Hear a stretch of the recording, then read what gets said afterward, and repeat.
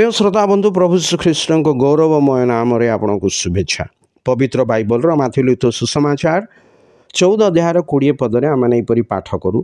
पुणी समस्ते भोजन कर तृप्त हेले और भंगा रुटी जहाँ बलिला ताहा सेमाने उठाई 12 टोकाई भर्ती कले।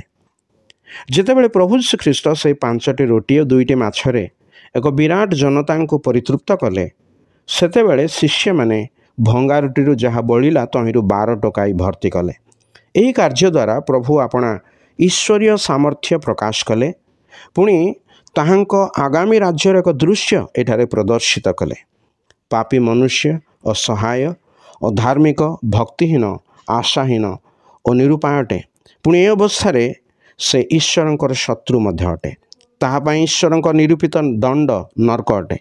यही दंडरू मनुष्य को रक्षा करने निमंते प्रभु जीशु ए जगत रे अवतीर्ण बा देहवंत हेले।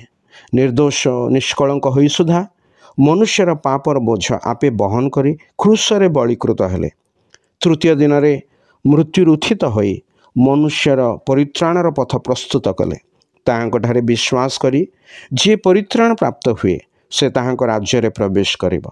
जेउठी ताहांक महिमा प्रकाशित हब से राज्यर कौनसी प्रकार अभाव हेब नाही। समस्ते ताहांक सुरक्षा रे रहिबे। ताहांक राज्य रे से माने मध्य राज्य करिबे। एहीपरि एक जीवन और भविष्यत आपण मध्य जेपरि प्राप्त हेबे ईश्वरंक ठारे आपणक निमंते आमर प्रार्थना।